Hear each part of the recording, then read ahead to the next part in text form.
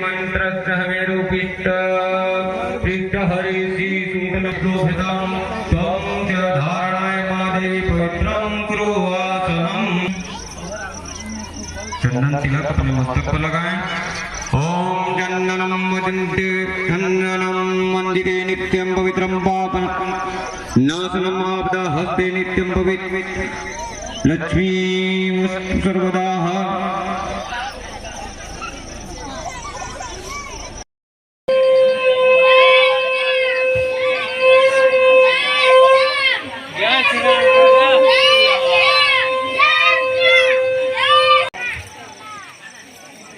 मिथिला नगर के राजा जनक थे। उनकी पुत्री का नाम सीता था और सीता का अर्थ है हल की नोक। राजा जनक अपनी पुत्री से बेहद प्रेम करते थे। वहीं दूसरी ओर अयोध्या नगरी के राजा दशरथ बहुत समय तक निसंतान थे। अपने कुलगुरु ऋषि वशिष्ठ की सलाह पुत्र कामाष्टि यज्ञ कराए। यज्ञ के पश्चात ऋषि वशिष्ठ ने एक चमत्कारी फल दिया, जिसका एक भाग उन्होंने कौशल्या को और दूसरा भाग कैकेयी को दिया। फिर उन दोनों रानियों ने अपने फल के आधे आधे हिस्से को सुमित्रा को दिया, जिसके कारण उनके 4 पुत्र हुए। पहली पत्नी कौशल्या से श्री राम, कैकेयी से भरत और सुमित्रा से लक्ष्मण और शत्रुघ्न का जन्म हुआ।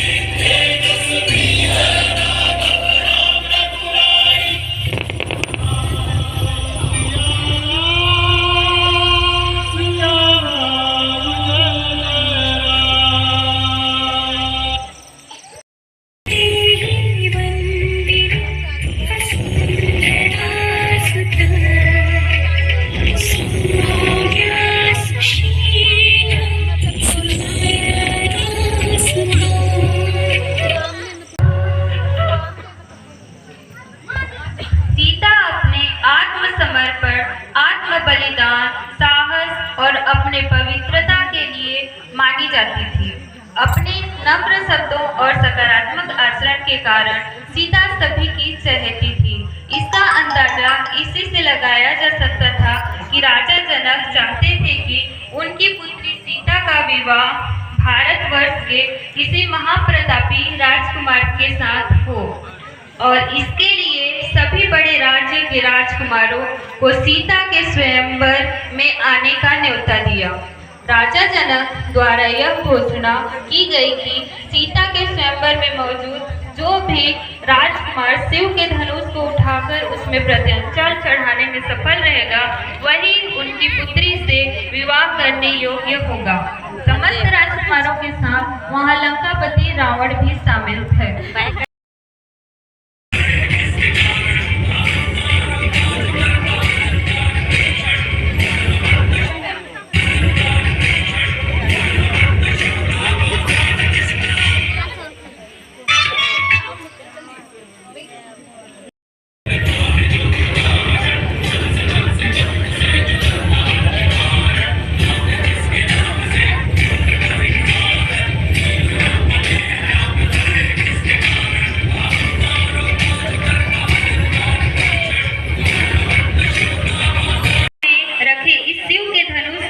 कोई टस से मस ना कर पाया। फिर उन्होंने विश्वामित्र से उनकी समस्या दूर करने के लिए मदद मांगी। तभी विश्वामित्र ने अपने शिष्य श्री राम को धनुष उठाने के लिए आज्ञा दी। श्री राम उन्हें प्रणाम कर उठे और आगे बढ़े। बड़ी आसानी के साथ श्री राम ने उस धनुष को उठा लिया, और जब वे उस धनुष में प्रत्यंचा चढ़ाने लगे, तभी वह धनुष टूट गया।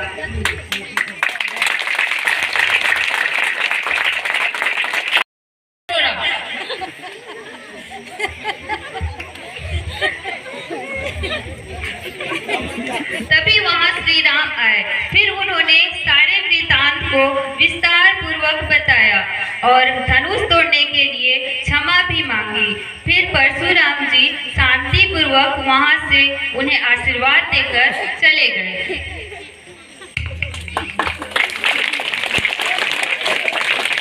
शर्त पूरी होने के बाद उन्होंने अयोध्या के युवराज श्री राम जी के साथ भव्य समारोह में सीता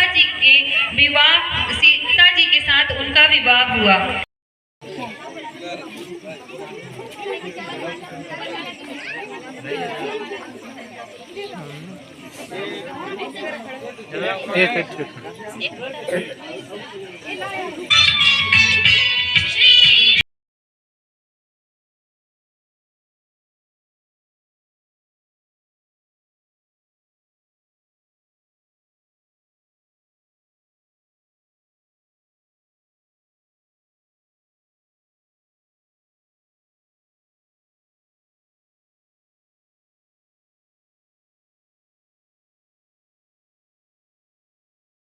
की दूसरी पत्नी कैकेयी की उसकी चतुर दासी मंथरा बहकाने लगी।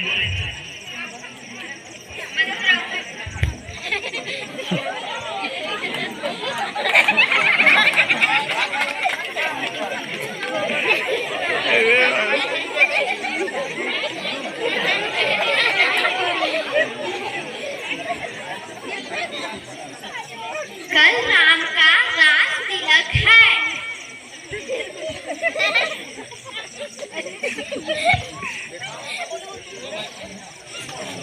धारा नौकर की तरह और तुम नौकरानी की तरह रह जाओगी। दूध में गिरी हुई मक्खी की तरह तुम फेंकी जाओगी। तुम्हें क्या करूं?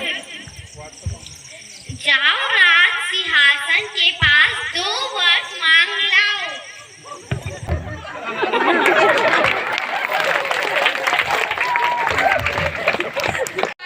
तुमने राजवस्त्र का तिरस्कार क्यों किया? हे प्राप्य, मैं क्या करूं? मेरे मन को भाने वाला 2 वर दीजिए। पहला मेरे पुत्र भरत को राज सिंहासन दो और दूसरा राम को वनवास भेज दो। कैकेयी के दोनों वचनों को सुनते ही राजा दशरथ का दिल टूट गया। वह न चाहते हुए भी अपने पुत्र राम को 14 वर्ष का वनवास जाने के लिए कह देते हैं। श्री राम ने बिना विरोध किए अपने पिता के वचनों को स्वीकार कर लिया।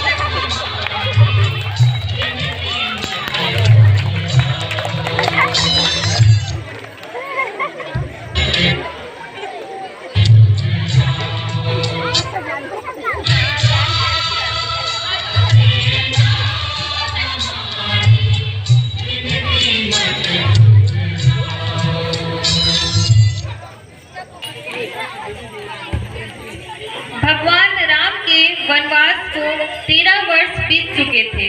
अब वे अपने वनवास के अंतिम वर्ष में थे। भगवान राम लक्ष्मण और सीता सहित गोदावरी नदी के निकट जा रहे थे। उस नदी के निकट एक जगह सीता जी को अत्यंत पसंद आई। उस जगह का नाम पंचवटी था। भगवान राम अपनी पत्नी की बातों को समझते हुए शेष वर्ष वहीं बिताने का निर्णय करते हैं। वहीं पर एक कुटिया बनाकर रहने लगते हैं। एक समय पंचवटी के जंगलों में एक राक्षसी अपनी स्वरूपाण स्त्री रूप को धारण कर कुटिया के आंगन में आते हैं, बिल्कुल अचानक, और उसका नाम था शूर्पणखा।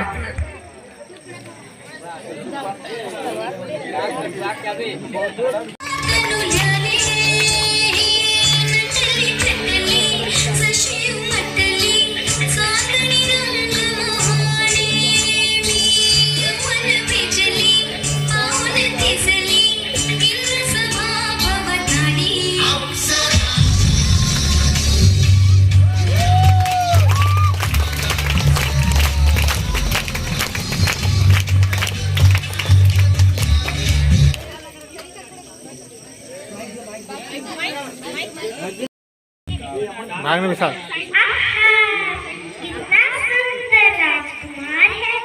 हे राजकुमार, इस पृथ्वी में ना मुझ जैसी कोई सुंदरी, ना तुझ जैसा कोई पूर्व है। क्या तुम मुझसे विवाह करोगे? हे सुंदरी, मेरा भाई कुमार है, तुम चाहो तो उससे विवाह का प्रस्ताव रख सकती हो। क्या तुम मुझसे विवाह करोगे? प्रिय सुंदरी, सुनो, मैं तो केवल उनका भक्त हूँ, अतः तुम्हें मुझसे शादी करने से कोई सुख न हो। हे सुंदरी, सीता मेरी पत्नी है और मैंने उसे वचन दिया था मैं उसके अलावा किसी और स्त्री को नहीं करूँगा। यह सुनकर शूर्पणखा बहुत क्रोधित हो जाती है और अपनी राक्षसी रूप में आ जाती है। क्रोधित होकर सीता माता को मारने के लिए आगे बढ़ती है। तभी लक्ष्मण जी तुरंत अपने तलवार से उसकी नाक काट देते हैं।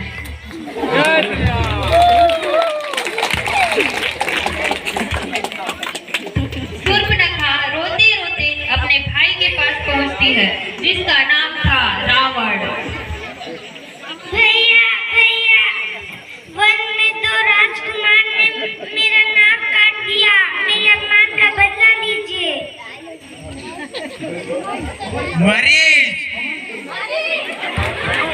रावण पृथ्वी पर अत्यंत बलवान था। उसके मेरे बहन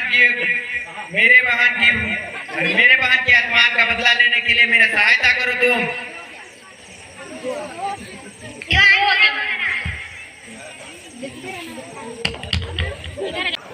रावण पृथ्वी पर अत्यंत बलवान था। उसके बल का अंदाजा इसी बात से लगाया जा सकता है कि उसने 9 ग्रहों को अपने पास बंदी बनाकर रखा था। रावण अपनी प्रिय बहन के नाक कट जाने को देखकर अति क्रोधित होता है और वह अपने बहन के उदास होने के कारण को ही हर लेना चाहता है।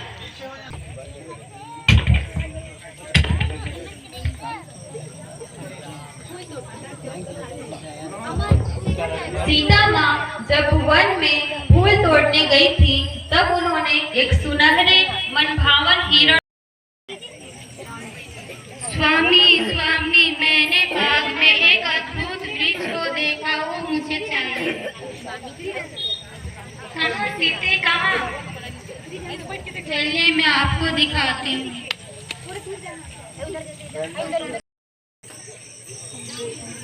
स्वामी, मेरे को मृग चाहिए। लक्ष्मण, तुम यहीं रुक के अपनी भाभी की रक्षा करने, मैं उस वृक्ष को लेके आता हूँ।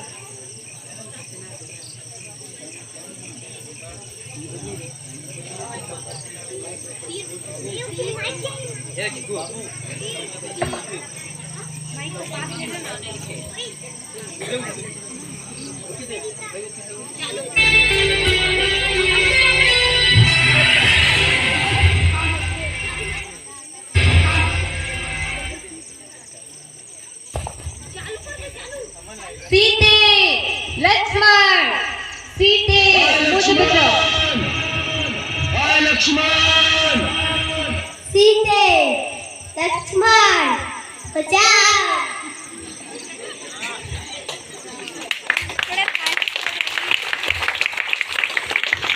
लक्ष्मण, तुमने सुना अपने भैया की आवाज?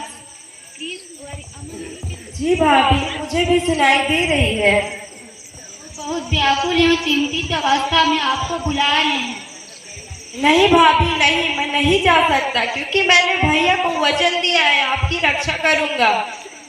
लक्ष्मण, मैंने आपको इतना कायर या नहीं समझी थी जो कि तुम राक्षसों के डर से अपने भैया की रक्षा करने नहीं जा सकते। नहीं भाभी, ऐसा मत कीजिए, मैं तो अपने कर्तव्य का पालन कर रहा हूँ। बातों में समय व्यर्थ मत करो, जाओ अपनी भैया की रक्षा करो।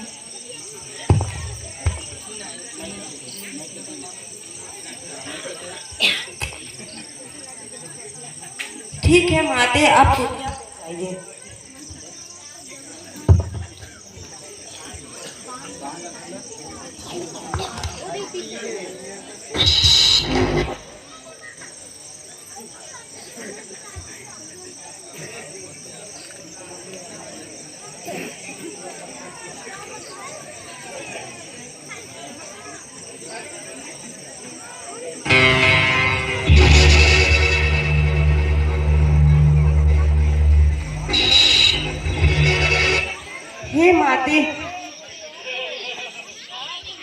हे माते, मैंने शिव जी के मंत्र शक्ति को एक दृश्य रेखा बना दिया है।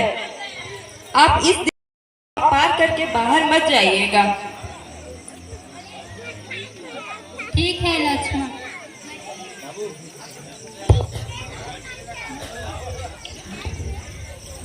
यह बात सुनकर लक्ष्मण वहां से चले गए।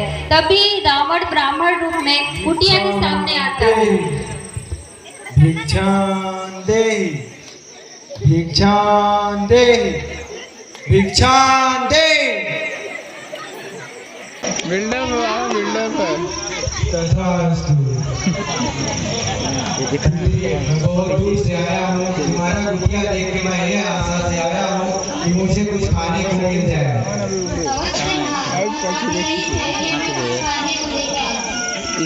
देख राम को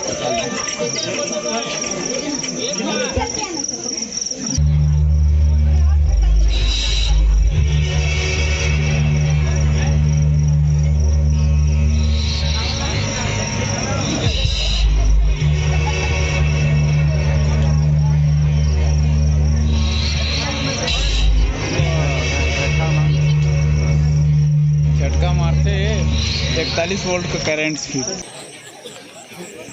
ले लीजिए महात्मा। पुत्री ले आओ। क्षमा करिए महात्मा, मैं इस रेखा को पार नहीं कर सकती। दुर्भक्त, अपमान कर रही हो मेरा। इस अपमान के लिए मैं तुम्हें शराप दे सकता हूँ। नहीं महात्मा, आप मुझे श्राप मत दीजिए, मैं आ रही हूँ। रावण राहुल भैया खाली कर दो। जटायु, मेरे सामने से हट जाओ, तुम मारे जाओगे।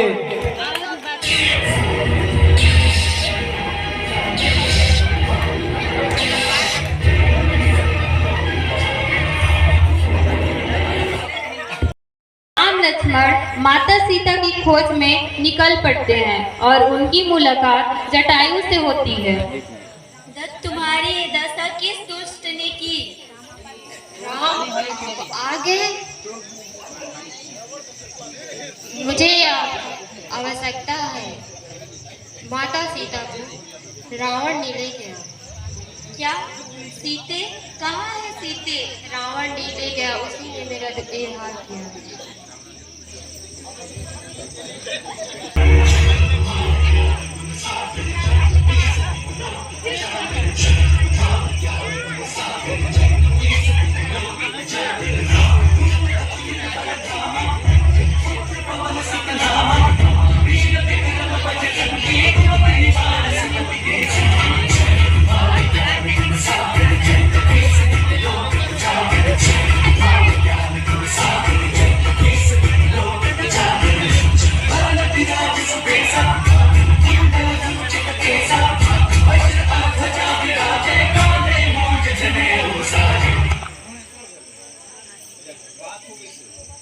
प्रणाम।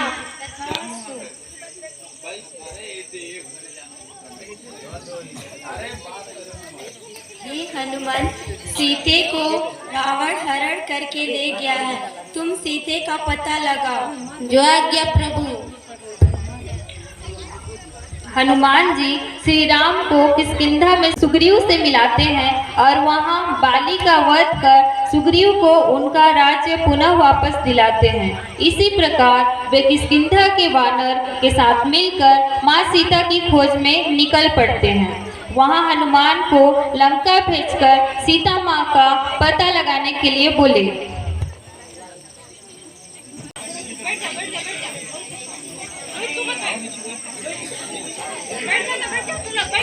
ये अंगूठी तो मेरे प्रभु का है, ये कहाँ से आया? यहाँ कोई है क्या? प्रणाम माते तथा सुपुत्र। आप कौन हो? मैं श्री राम का दूत हनुमान, मैं आपको लेने आया हूँ। चलिए। क्षमा कीजिए, लेकिन मैं अपने प्रभु के साथ जाना चाहती हूँ। बढ़िया हनुमान जी मां सीता का आशीर्वाद लेकर वहां से लंका का विध्वंस करके वापस श्री राम के पास पहुंचे और उन्हें मां सीता का वृतांत सुनाया, जिसे सुनकर प्रभु श्री राम का दुख आक्रोश में परिवर्तित हो गया। तत्पश्चात नल और नील के साथ मिलकर राम सेतु का निर्माण करते हैं। फिर लंका में आक्रमण की तैयारी करते हैं। रावण सेना में आक्रमण कर युद्ध आरंभ करते हैं।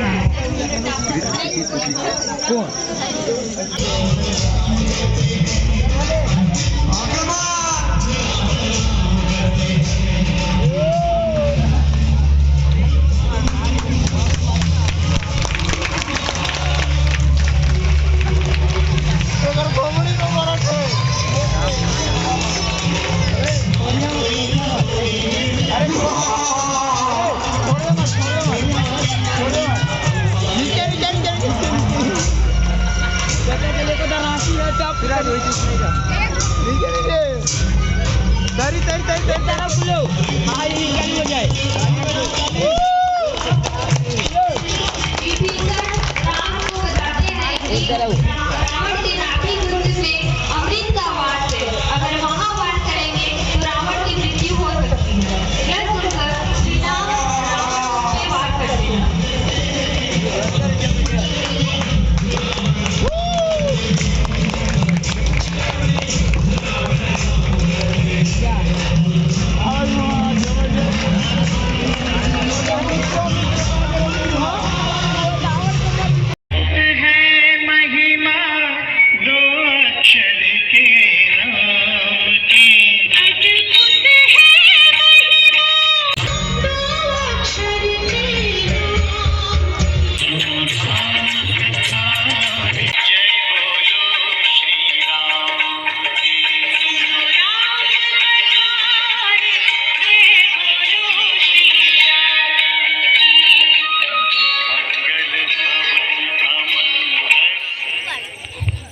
इस प्रकार खुदाई पर अच्छाई की जीत होती है।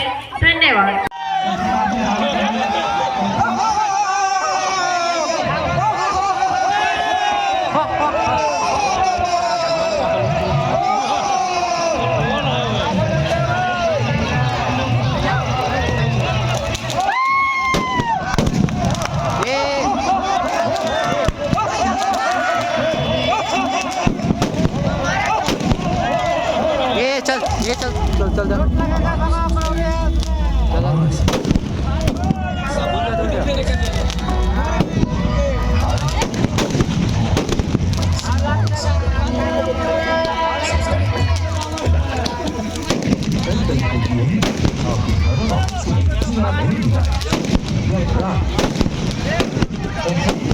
मैं चाहूंगा जैसा कि रावण दहन